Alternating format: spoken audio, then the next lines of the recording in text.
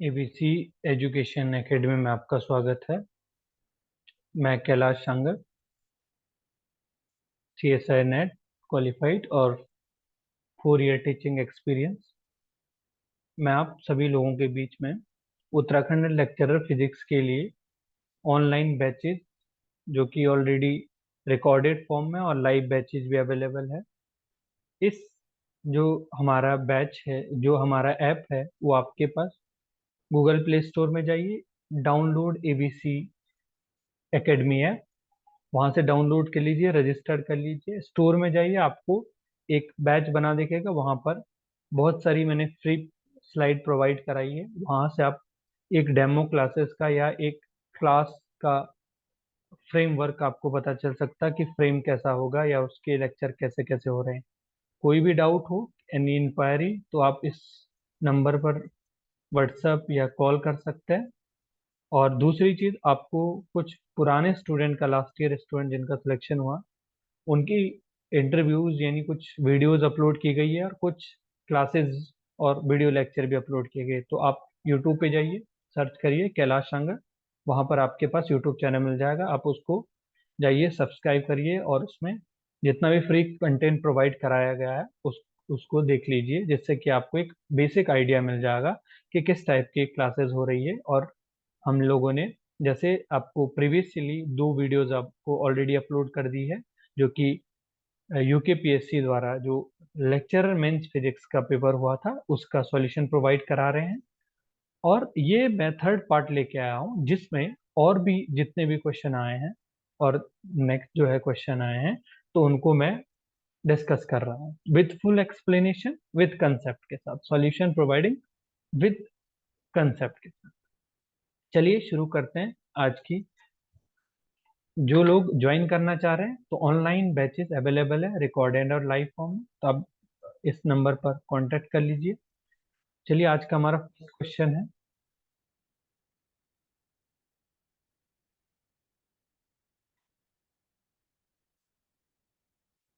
If the length of simple pendulum L is not negligible in comparison of radius of earth, what will be time period of the simple pendulum? First option, t equal to 2 pi under root g r e g 1 plus r e by L. Second option, t equal to 2 pi under root L by g. Third equal to 2 second and fourth equal to 0 second. Hindi में भी एक बार बता देता हूँ कि अगर किसी सरल लोलक की जो लंबाई है L वो नेग्लेजिबल हो, यानी नगण्य ना हो, not negligible in comparison to radius of, पृथ्वी की त्रिज्या के कंपैरिजन में नेग्लेजिबल ना हो, तो what will be time period? तो जो समय आवर्तकाल होगा उस सरल लोलक का, सिंपल पेंडुलम का, वो क्या होगा? इंग्लिश में सार भी समझ लीजिए कि length of simple pendulum is not negligible, negligible नहीं है अर्थ के कंपेरिजन।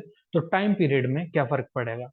तो सिंपली जब हम देखेंगे, सिंपल पेंडुलम है जिसके पास लेंथ एल हो और रेडियस आर, अर्थ की जो रेडियस है वो आर ही है, और जी जो है एक्सेलरेशन ड्यू टू ग्रेविटी। तो हमारा जो आंसर हो जाएगा वो हो जाएगा T equal to 2 pi 1/g 1/L+1/RE, 1/LE। जब भी आपके पास अर्थ के कंपैरिजन में, तो टाइम पीरियड क्या हो जाता है? जी इज, देखिए जनरली क्या होता है, टाइम पीरियड कितना होता है हम आगे डिस्कस करेंगे। ये जो है आपके अर्थ के कंपैरिजन में, यानी इफेक्टिव लेंथ जब हो, तब आपके पास क्या 1/g कितना हो जाएगा? 1/L+1/RE। R E is the radius of earth, L is the length of simple pendulum, सरल लोलक की लंबाई है, ठीक है। T equal to 2 pi under root, LCM लेंगे दोनों का। एल देखिए, आर ई से, या आप क्या कर सकते हैं, एक काम करिए, आर ई से मल्टीप्लाई कर लीजिए, ठीक है। आर ई कॉमन लेंगे तो ये ऊपर चले जाएगा, 1+RE/L, यही B, A option is the correct answer. अगर हम नोट करें, अगर हम बारे जनरली जो टाइम पीरियड होता है पेंडुलम का, होता है T equal to 2 pi under root L by G. G is a, sorry, L is a length of pendulum, G is a acceleration due to gravity. तो इसका सही राइट ऑप्शन क्या हो जाएगा आपके पास? A is the right option. A क्या हो जाएगा आपका? राइट ऑप्शन हो जाएगा, ठीक है। चलिए नेक्स्ट क्वेश्चन की तरफ जाते हैं। नेक्स्ट क्वेश्चन है हमारे पास, if effective length of simple pendulum is equal to radius of earth, the time period will be. अगर क्या हो जाए कि जो जो इफेक्टिव लेंथ है सिंपल पेंडुलम का, वो अगर रेडियस ऑफ अर्थ के इक्वल हो जाए तो क्या कितना टाइम पीरियड कितना हो जाएगा। मोस्ट इंपॉर्टेंट क्वेश्चन है। इस इस वीडियो लेक्चर में हम आपको प्रीवियस ईयर क्वेश्चन के साथ साथ फ्यूचर में क्या क्या क्वेश्चन बन सकते हैं वो क्वेश्चन भी आपको करा रहे हैं। तो सिंपल ही बात है, अभी हमने पढ़ा कि कोई सिंपल पेंडुलम है, तो उसके पास अगर इफेक्टिव लेंथ की बात करें हम, ठीक है, तो ये ऑलरेडी पीछे पढ़ चुके हैं हम फॉर्मूले प्रीवियस स्लाइड में। One upon under root 1/g 1/l plus 1/re। यहाँ से हमने re का मल्टीप्लाई किया, तो यहाँ से क्या हो जाएगा, re देखिए मल्टीप्लाई करोगे तो re से re कैंसिल, तो यहाँ पे 1, यहाँ पे re/l। तो ये जो मल्टीप्लाई करोगे तो मल्टीप्लाई और डिवाइड करना पड़ेगा, तो डिवाइड मल्टीप्लाई, ठीक है, re से यहाँ मल्टीप्लाई किया, re से डिवाइड किया, तो इसके साथ मल्टीप्लाई हो जाएगा। तो ये आपके पास फॉर्मूला, ठीक है। मैं आपको शो भी करा सकता हूँ कि अगर आप कहे तो हम आपको शो करा सकते हैं, ठीक है, तो ऐसा प्रॉब्लम नहीं है, ठीक है। ये सिंपल सी बात है, हमने कुछ नहीं किया यहाँ पे। सिंपल सा हमने क्या किया, आर ई से ऊपर मल्टीप्लाई किया, आर ई से नीचे, रूट के अंदर ही, ठीक है, रूट के अंदर ही। तो ये जब आपने एलसीएम लिया तो ये आर ई अंदर चले जाएगा, तो कितना हो जाएगा, सिंपली आपके पास कितना हो जाएगा, ये आपके पास आंसर हो जाएगा, ठीक है। पर यहाँ पर एक कंडीशन बोला कि नेक्स्ट बोला कि इफ आर ई, अगर आपके पास क्या हो जाए, अगर इफ जो है आर ई जो है एल के इक्वल हो जाए, ठीक है, अब क्या हो जाएगा आपके पास, देन टाइम पीरियड कितना हो जाएगा। सिंपली बात है, यहाँ पर एल की जगह कितना आ जाएगा, देख लीजिए, यहाँ पर एल की जगह कितना आ जाएगा आपके पास, आर ई आ जाएगा। ये कितना आ जाएगा, 2 पाई आर ए, ठीक है। ये कितना, आर ई अपॉन 2 जी, ठीक है। आर ई से आर ई कटे 1+1, तो आर ई बाई 2 जी। तो कौन सा ऑप्शन करेक्ट हो जाएगा, D option is the correct answer, ठीक है। चलिए नेक्स्ट स्लाइड, नेक्स्ट क्वेश्चन की तरफ चलते हैं। अब है, दिख रहा है क्लियर, दिख रहा नहीं दिख रहा है इधर।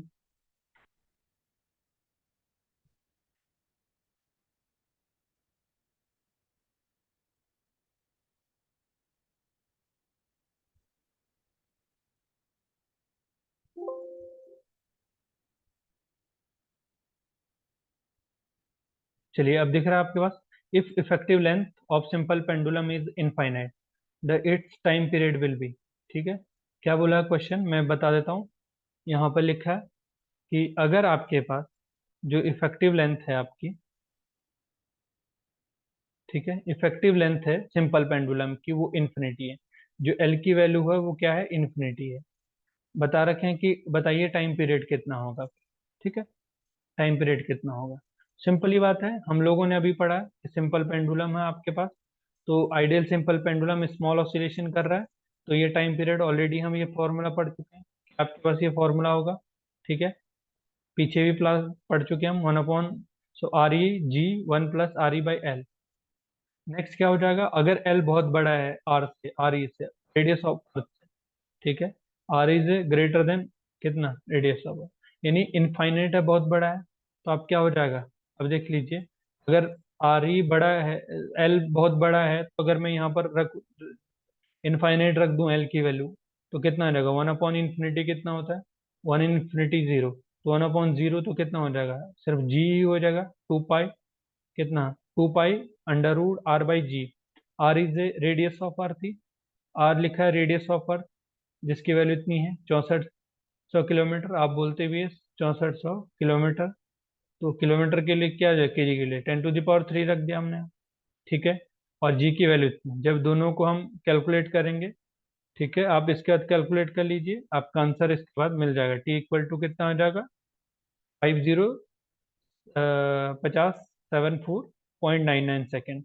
सेकेंड को हम किस में, मिनट में कन्वर्ट करेंगे, क्योंकि ऑप्शन आपके पास मिनट में भी है, ठीक है। तो हम चेक करेंगे कि आपके पास डिवाइड बाई 6, सेकेंड को मिनट में बदलेंगे, डिवाइड बाई 60, देन आपके पास मिनट में आंसर आ जाएगा 84.5, ठीक है। ये आपके पास करेक्ट आंसर, तो कौन सा ऑप्शन हो जाएगा, D option is A correct option, ठीक है, D is A correct option. Clear है आप लोगों को। चलिए नेक्स्ट है, थोड़ा आराम से करते हैं, सर बहुत ज्यादा हो रहा है। इफ सम ऑफ, लिखा है यहाँ पर कि इफ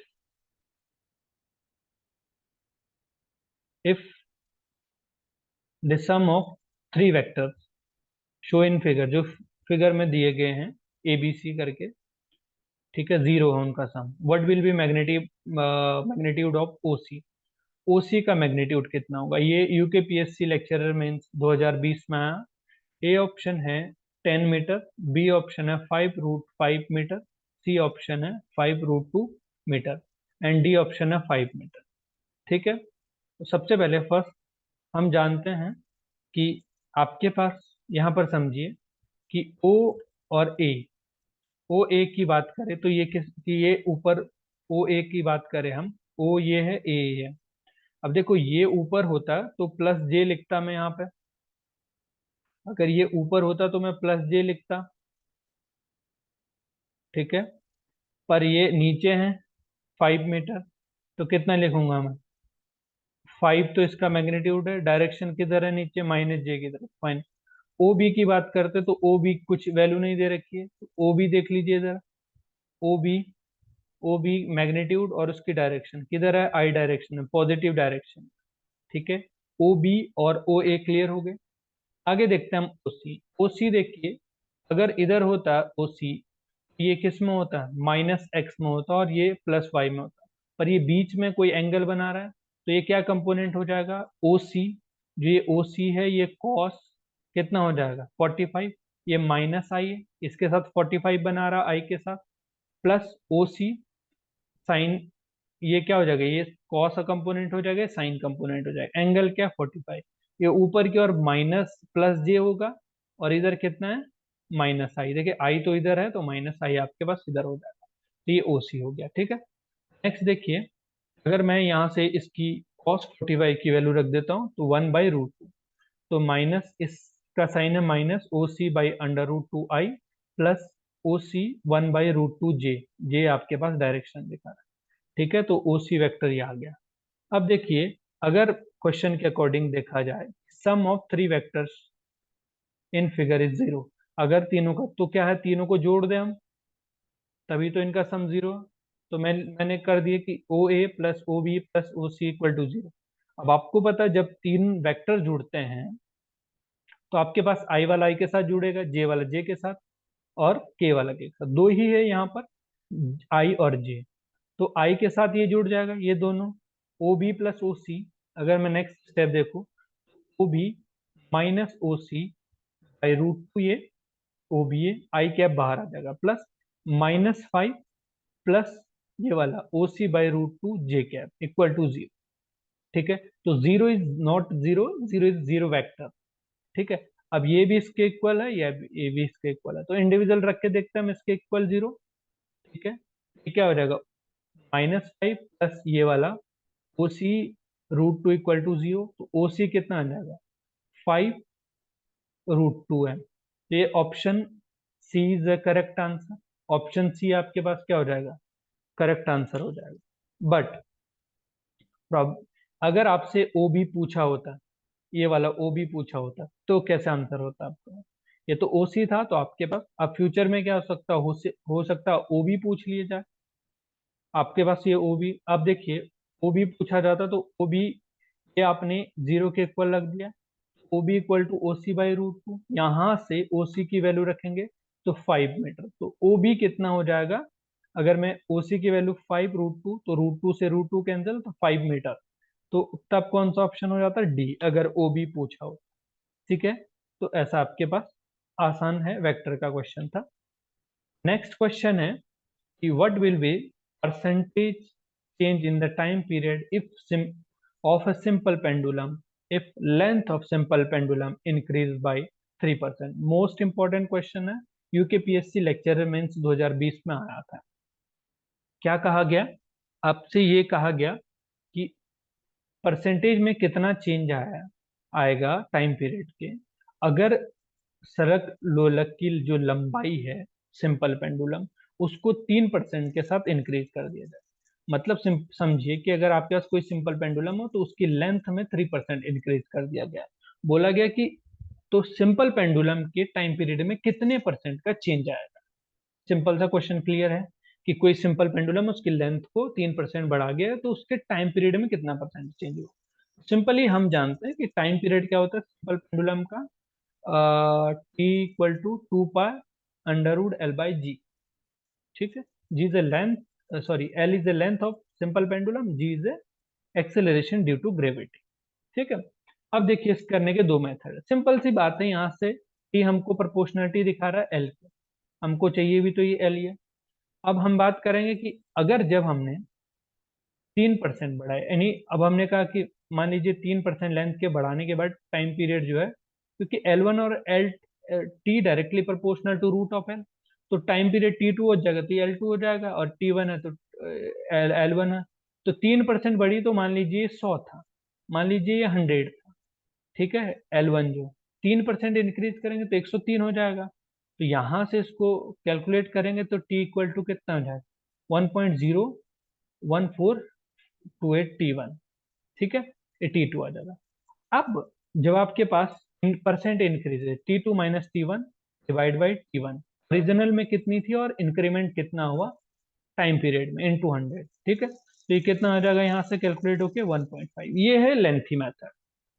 कैसा मेथड है ये, लेंथी मेथड है। ठीक है, क्योंकि आपके पास कैलकुलेटर अवेलेबल नहीं था, तो ये इतने आसान, इतने यानी एक्यूरेट वैल्यू कैलकुलेट करना आसान नहीं था। तो इसके लिए आपके पास एरर एनालिसिस सेकंड मेथड पड़ता है। एरर एनालिसिस में सेकंड मेथड की बात करता हूँ, तो सेकंड मेथड क्या होता है, टाइम पीरियड सिंपल पेंडुलम का सिंपल ही दे रखा है, 2 pi T equal to 2 pi under root L by G. अब देखिए, when length is simple pendulum increase 3%, अगर लेंथ 3% इंक्रीज हुई तो आप क्या लिखोगे कि L2 कितना हो जाएगा, L1 में कितना परसेंट इंक्रीज हुआ, L1 प्लस 3%, 3/100 L1 का, तो इतना ही हो जाएगा 103 बाई डिवाइड बाई L1, यहाँ पर L1 आ जाएगा। ठीक है, अब देखिए अगर मैं यहाँ से change in length divide by original length, तो L2 minus L1 by L1, तो ओरिजिनल में कितनी लेंथ हुई, 103 हुई, ओरिजिनल में कितनी थी, 100 थी, माइनस 3 बाई कितना आ जाएगा, 100 आ जाएगा आपके पास। क्लियर है इतनी बात।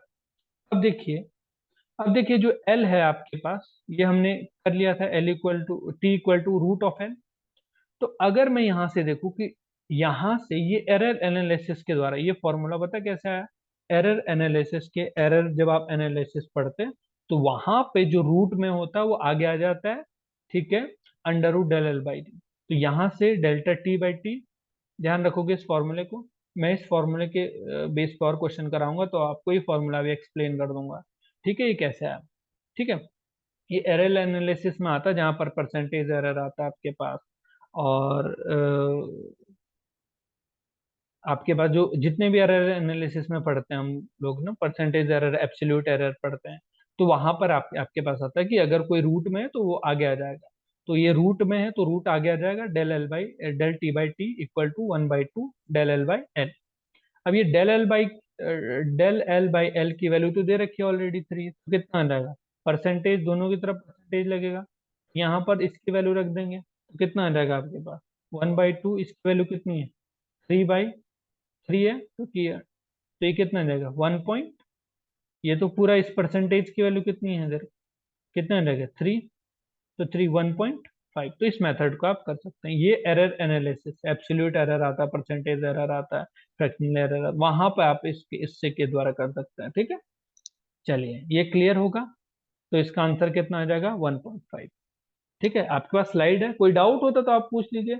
मैं तेज इसलिए चल रहा हूँ कि क्वेश्चन प्रैक्टिस से आप लोगों की ऑलरेडी जो है, हम लोग जब क्लास में पढ़ाते हैं तो ऑलरेडी आपके पास बहुत क्लियरली और स्लोली पढ़ाते हैं। ठीक है, ठीक है, कोई डाउट है यहाँ पर देख लीजिए, कुछ नहीं था, T equal to under root L था, यहाँ पर एरर एनालिसिस के द्वारा हमने क्या लिया, परसेंटेज एरर एनालिसिस लगा के ये जो पावर में होगा वो आगे आ जाता है। ठीक है, जैसे रूट। तो अभी हम नेक्स्ट कभी किसी क्वेश्चन में डिस्कस करेंगे। अब है इसके बेस पे देखिए, ये भी लेक्चरर मेंस 2020 का क्वेश्चन है। और simple pendulum has time period T, कोई सिंपल पेंडुलम है जिसका टाइम पीरियड टी है, when on the earth surface, जब वो अर्थ के सरफेस पर है, अगर वो पृथ्वी की सतह पर है तो उसका टाइम पीरियड T1 है। When taken to height R above the earth, अगर उसको अर्थ से आर हाइट पर लिया गया, तो where R is the radius of earth, R क्या रेडियस ऑफ अर्थ है, the time period of simple pendulum becomes T2, तो उसका टाइम पीरियड कितना हो जाता है T2, the value of T T2 by T1। Simple से क्या कहा कि कोई सिंपल पेंडुलम अर्थ में है तो उसका टाइम पीरियड है T1, उसका टाइम पीरियड कितना है T1। अगर मैं उसको अर्थ के सरफेस से ऊपर लेके जाऊं, ठीक है, अगर मैं उसको अर्थ के सरफेस से ऊपर लेके जाऊं, ठीक है, आर हाइट पे, कितनी हाइट पे, ध्यान रखना क्वेश्चन में आर हाइट बोला है, तो बताइए कि टाइम पीरियड के, सॉरी, टाइम पीरियड कितना हो जाता है, T2, तो बताइए T2 डिवाइड बाई T1 कितना होगा, 1√2, 4 और 2। सिंपल सी बात है, हम जानते हैं टाइम पीरियड क्या होता है सिंपल पेंडुलम का, equal to 2 pi under root L/G। ठीक है, नेक्स्ट क्या हो जाएगा, at height R above the earth surface, अगर हाइट आर पे हो, जी में कितना वेरिएशन हो जाएगा, जी इक्वल टू जी, जो अर्थ है, G dash equal to G 1 + h/r, R is the radius of earth, R वो हाइट है जहां एच हाइट पर पूछा देख रहे हैं हम, ठीक है, ये आपको रिलेशन भी याद होना चाहिए, ठीक है। एच इक्वल टू आर, देखो यहाँ दे रखा है हाइट कितनी, आर दे रखी है, ठीक है, तो कितना हो जाएगा, अब देखो यहाँ पर मैं रखूँ तो वन, ये वन वन हो जाएगा, 1 + 1 2 का स्क्वायर, 2 का स्क्वायर कितना होता है 4, तो जी डैश कितना हो गया आपका, G/4 हो गया।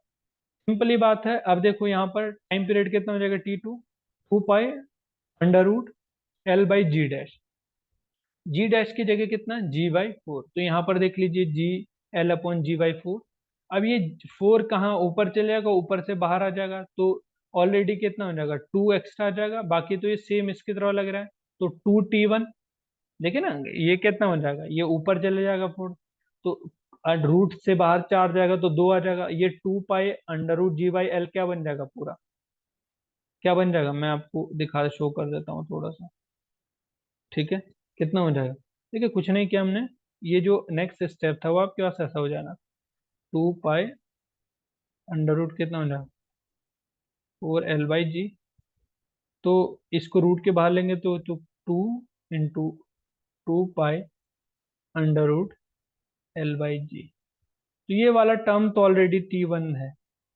तो कितना हो जाएगा, 2T1 आ गया, ठीक है, क्लियर है, इतना क्लियर होगा वो, ठीक है,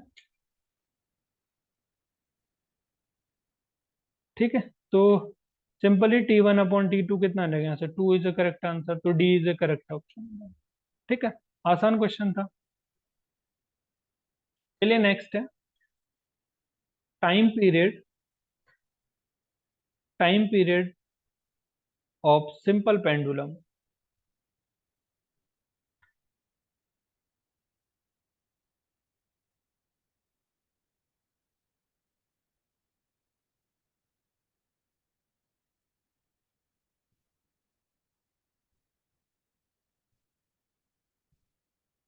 चलिए, the time period of simple pendulum when it made to oscillate on the surface, on the surface of,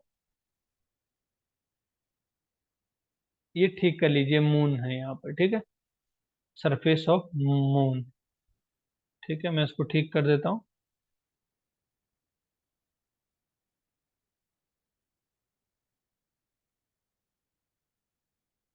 ये यहाँ पर है, ये इसको ठीक कर लीजिए, मून, चांद की बात हो रही है, क्या कहा कि the time period of simple pendulum when it made to oscillate on the surface of moon, अगर वो अर्थ के सरफेस पे ऑसिलेट करता है, तो बताइए उसका टाइम पीरियड कितना होगा, ऐसा पूछा है, इंक्रीज होगा डिक्रीज होगा, तो सिंपल सी बात है, इक्वल टू, ये फॉर्मूला तो आपको याद होना चाहिए, 2 pi under root L/G। Next देखिए, on moon G is smaller than compare to G dash, कितना हो जाएगा, जी डैश कंपेयर हो जाएगा, जी की कंपैरिजन में क्या होता है, G/6 होता है ना, उसका कम होता है, तो G/6, मून पे जी की वैल्यू ये होती है, ठीक है, अगर मैं इसको यहाँ पर रख दूं, 2T = 2 pi under root L/G dash, तो यहाँ पर G/6, तो अंडर रूट 6, ये 2, ये तो सिंपली वैसे ही बन जाएगा, ये T1 की तरह हो जाएगा, तो √6T1, तो इतना आ जाएगा, अब क्या हो जाएगा, इंक्रीज हो गया डिक्रीज हो गया, तो at a surface of moon G decreases, hence time period increases, simple सी बात है, आपको पता होना चाहिए, अगर नहीं पता तो एक इस क्वेश्चन को इतना सॉल्व करने की जरूरत नहीं थी, क्यों सॉल्व करने की जरूरत नहीं थी, आपको पता है T इक्वल टू कितना होता है, 1/√रूट जी, यही तो है। तो जी की मान पृथ्वी मून पर क्या होता है, चांद पर डिक्रीज होता है g/6 से। तो ये क्या हो जाएगा, इंक्रीज हो जाएगा। ठीक है, तो टाइम पीरियड कितना हो जाएगा, टाइम पीरियड क्या हो जाएगा, इंक्रीज हो जाएगा। तो ए ऑप्शन आपके पास क्या हो जाएगा, करेक्ट हो जाएगा। क्लियर है, तो इतना सॉल्व करने की जरूरत नहीं थी, जिनको पूरा सॉल्यूशन चाहिए था मैंने प्रोवाइड करा दिया। अब है ये भी आपके पास लेक्चरर 2020 का नेक्स्ट क्वेश्चन है। ठीक है, तो क्या कहा कि which of the following is force is example of non conservative force. Question क्या है हिंदी वालों को बता देता हूं मैं। असंरक्षीय बल का कौन सा बल असंरक्षीय,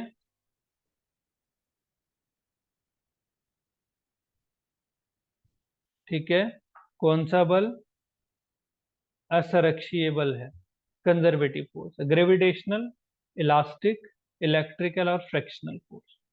तो इसके लिए सिंपल सी बात है, हमको पहले पता होना चाहिए कि कंजर्वेटिव फोर्स क्या होता है।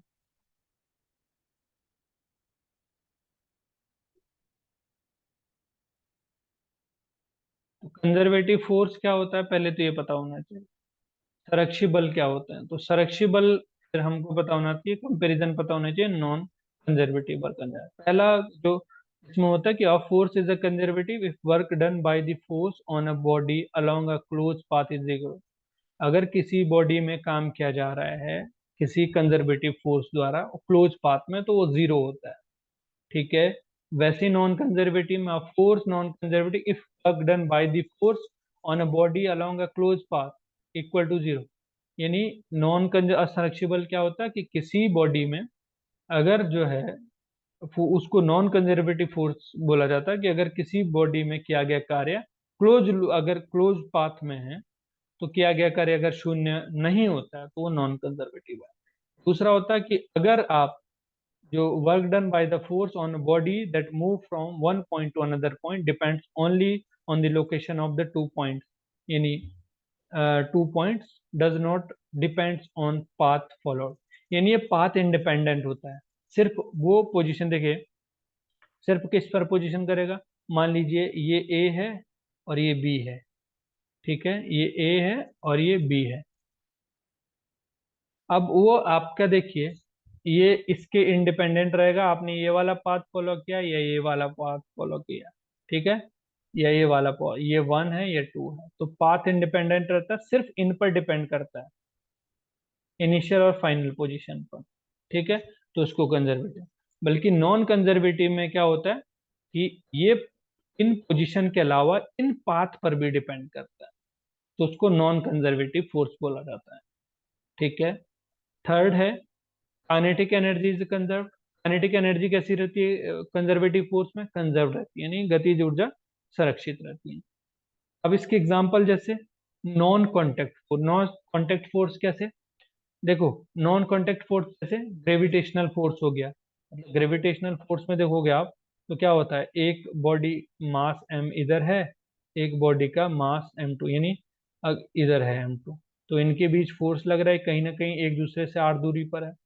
दूसरा क्या होता है आपके पास, इलेक्ट्रोस्टैटिक्स फोर्स, कुलाम फोर्स की बात होती है तो एक चार्ज Q1 यहाँ होता है, दूसरा Q2 यहाँ होता है, एक दूसरे से r दूरी। तो नॉन कांटेक्ट फोर्स जितने भी होते हैं ना वो कंजर्वेटिव फोर्स होता है। ठीक है, थर्ड क्या हो सकता है, जैसे स्प्रिंग फोर्स है। ठीक है, वैसे ही नॉन कंजर्वेटिव की बात करते हैं तो जैसे फ्रैक्शनल फोर्स हो गया, विस्कस फोर्स हो गया, यानी घर्षण बल जो हो गया आपके पास, घर्षण बल हो गया आपके पास, और विस्कस फोर्स हो गया। ठीक है, विस्कस फोर्स आप जानते हैं जो द्रव के लेयर के बीच लगता है, वो भी लिक्विड में एक तरह का घर्षणी बल है। तो घर्षण बल हो गया, विस्कस फोर्स हो गया, श्यान बल जिसको बोलते हैं। ठीक है, तो इसका करेक्ट ऑप्शन कौन सा हो जाएगा, ये क्या हो जाएगा, कौन सा, इलास्टिक फोर्स हो रहे, इलेक्ट्रिक फोर्स, ग्रेविटेशनल, ये सब elastic force is spring force. तो क्या हो जाएगा, frictional force is the correct answer, तो D is the correct answer. ठीक है, सिंपली इसी बेस पर 2018 में भी क्वेश्चन पूछा गया था कि कौन सा फोर्स क्या है, नॉन कंजर्वेटिव है।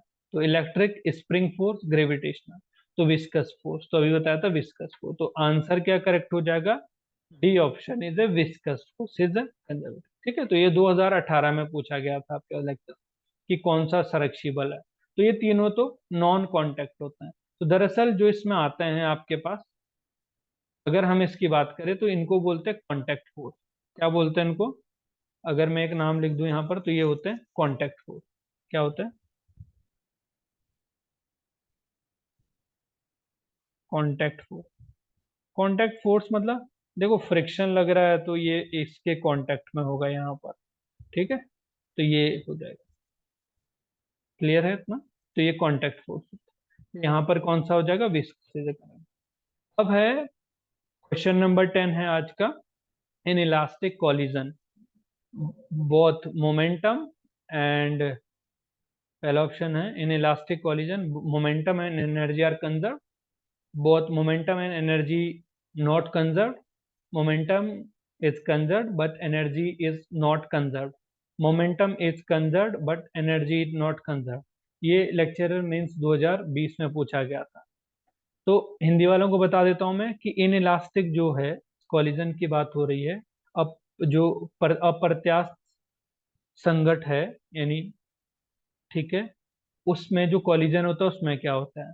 क्या मोमेंटम जो होता है, संवेग और ऊर्जा दोनों संरक्षित रहती है? दोनों संरक्षित नहीं रहते, मोमेंटम और ऊर्जा। मोमेंटम कंजर्व रहता है, संरक्षित रहता है, बस ऊर्जा संरक्षित नहीं रहती। Momentum is conserved, not conserved.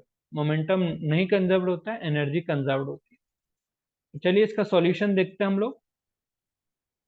सबसे पहले तो हम बेसिक डिफरेंस पता होना चाहिए इलास्टिक और इनइलास्टिक में। इलास्टिक में टोटल मोमेंटम कंजर्व रहता है। कॉलिजन तो जानते होंगे आप, दो बॉडी है टकराई तो बिफोर बिफोर और आफ्टर। ठीक है, तो कॉलिजन से पहले और कॉलिजन के बाद अगर टोटल मोमेंटम कंजर्व रहता है, टोटल मोमेंटम का मतलब समझ रहे हैं, इनिशियली पी आई हो तो बाद में पी एफ हो, दोनों इक्वल। ठीक है, नहीं समझे तो मैं यहाँ पे एक्सप्लेन कर देता हूँ। मान लीजिए दो, ये दो थे, ठीक है, ये वन ये टू, और ये टकराए, फिर ये टकराने के बाद ये बन गए मान लीजिए।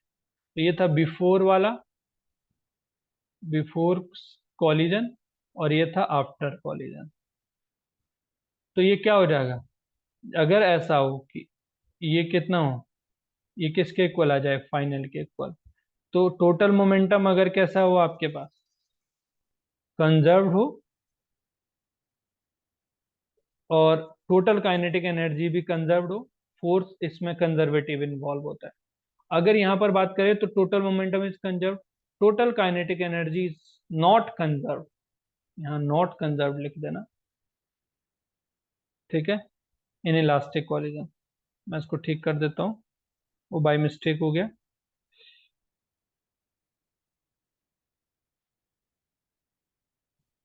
Is not conserve. ठीक है, तो कौन सा option create? Momentum is conserve. Momentum दोनों में कंजर्व रहता है, मैं बता देता हूँ। इलास्टिक में देखोगे ना, तो इलास्टिक में देखना आप, इलास्टिक में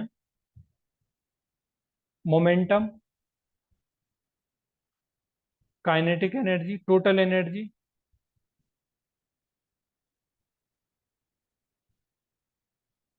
ठीक है, और काइनेटिक एनर्जी कंजर्व रहती है। ठीक है, और अगर इनइलास्टिक की बात करें तो काइनेटिक एनर्जी नॉट कंजर्व। ठीक है, तो कौन सा ऑप्शन हो जाएगा? C option correct. अगर यहां पर मेंशन करें टोटल एनर्जी या काइनेटिक एनर्जी, इसका मतलब टोटल एनर्जी दोनों में कंजर्व रहती है। ठीक है, तो ये क्या हो जाएगा? सी ऑप्शन करेक्ट हो जाएगा। ठीक है, क्लियर है? तो कौन सा ऑप्शन हो जाएगा? Momentum is, C option is the correct. Momentum is conserve but kinetic energy not conserve. ठीक है, सी ऑप्शन करेक्ट हो जाएगा। अब क्वेश्चन नंबर 11 आज का। when planets move around the sun, its aerial velocity is constant, linear velocity is constant, b option है aerial velocity is dependent its position, angular velocity is constant। ये भी 2020 में आ चुका है मेंस में। ठीक है, तो सबसे पहले हम देखते हैं, बात करते हैं केपलर्स लॉ की बात। तो केपलर्स का फर्स्ट लॉ क्या कहता है कि all planets revolve around the sun in elliptical orbit having the sun at one of the focus। क्या है कि जितने भी ग्रह है वो इलिप्टिकल पाथ में घूमते हैं और सन एक फोकस पे होता है। ठीक है, सन एक फोकस पे होता है। ये फर्स्ट लॉ था। सेकंड लॉ क्या कहता है कि जो इसको लॉ ऑफ एरिया भी बोलते हैं, सेकंड लॉ, लाइन ज्वाइनिंग, जो प्लेनेट से सन की, सन को जोड़ रही लाइन है, अगर मैं इधर से ऐसी लाइंस जोड़ू, मान लीजिए ऐसे इसमें मॉडिफाई कर लेते हैं।